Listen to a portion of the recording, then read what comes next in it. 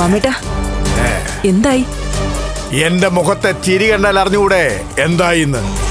ഇനി മഹാലക്ഷ്മി വെറും മഹാലക്ഷ്മി അല്ല, എന്റെ വേൾഡ് ബാങ്കാണ്. വേൾഡ് ബാങ്കോ?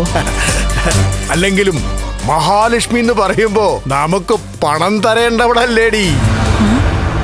പണം ഇങ്ങനെ കുടം കമിഴുന്നത് വരെ എടുത്തു തരേണ്ട ലക്ഷ്മി ദേവിയല്ലേടി. ഇവിടെ അവള് കനിഞ്ഞു. അവളുടെ രണ്ടാനച്ഛൻ പ്രതാപനാണ് വിശ്വനാഥൻ ഓടിച്ച ബൈക്കിലേക്ക് ലോറി ഇടിച്ച് കയറ്റിയതെന്ന് പറയാതിരിക്കാൻ.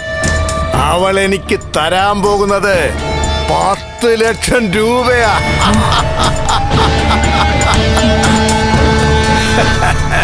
നേരാണോ?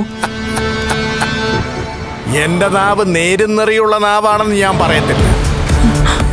പക്ഷേ ഇപ്പൊ പറഞ്ഞത് 100% നേരാ. 5 ലക്ഷം പറയാമെന്ന് പറഞ്ഞാ പോയത്. പിന്നെ അവളുമായിട്ട് സംസാരിച്ചപ്പോ അവക്ക് നല്ല പതർച്ചയുള്ളതായിട്ട് തോന്നി. അപ്പൊ പിന്നെ 5-10 വന്ന് കരുതി. അത് കിട്ടുമോ? ഉറപ്പായിട്ടും കിട്ടും.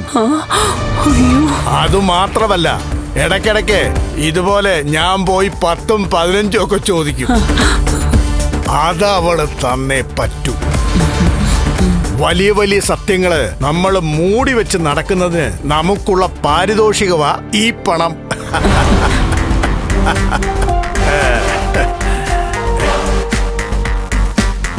അതെ, ഇവിടെ സത്യം പറഞ്ഞ തെറ്റ് ചെയ്ത നിങ്ങളും പ്രതാപനോ കൊന്നതിനേക്കാളും വലിയ കുറ്റമാ കൊല്ലിച്ചത്.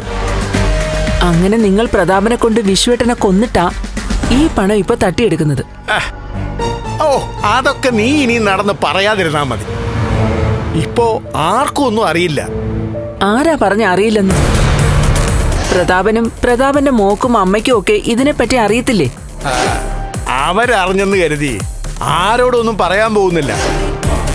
അങ്ങനെ പറയാൻ അവർക്ക് പറ്റത്തില്ല. പ്രതാപനാണ് വിശ്വനാഥനെ കൊന്നെന്നറിഞ്ഞ കരുണയുടെ ജീവിതം അവിടെ തീരും. അതുകൊണ്ട് ആ ഭാഗത്തെ പറ്റി നമ്മൾ ചിന്തിക്കണ്ട. പ്രതാപൻ അസുഖം മാറി വന്നു കഴിഞ്ഞാൽ അവന്റെ നാവിന്ന് സത്യങ്ങൾ പുറത്തു വരാൻ പോകുന്നില്ല. ചുരുക്കി പറഞ്ഞ ഇത് വെച്ച് ഇനിയുള്ള കാലം നമ്മൾ ലാവിഷായിട്ട് ജീവിക്കാൻ പോവുക. അല്ല, ഇനി സത്യങ്ങൾ മഹാലക്ഷ്മി കണ്ണനോട് പറഞ്ഞാലോ? അവള് പറയത്തില്ല. അതുകൊണ്ടല്ലേ ഞാൻ ചോദിച്ചപ്പോ തന്നെ 10 ലക്ഷം തരാമെന്ന് പറഞ്ഞത്. ഓ, അല്ല, ഈ കാര്യം അവൾ അനന്തുവിനോട് ലേഹയോടും ഒക്കെ പറയില്ലേ? അപ്പോ അവരിതിനെ എതിർത്താലോ? ഓ, നീ കടന്നൊന്നും ചിന്തിക്കല്ലേടി. ഇപ്പോഴേതായാലും എല്ലാം നമ്മുടെ വഴിക്കാ. കണ്ണന്റെ സ്വത്തിന്റെ പകുതിയാ മഹാലക്ഷ്മി കൈക്കലാക്കിയത്. അവക്കതിനുള്ള അർഹതയുണ്ടോടി. അപ്പോ അതിന്റെ നല്ലൊരു ഭാഗം നമുക്കൂടെ കിട്ടണം. അത് ഞാൻ മുതലാക്കും.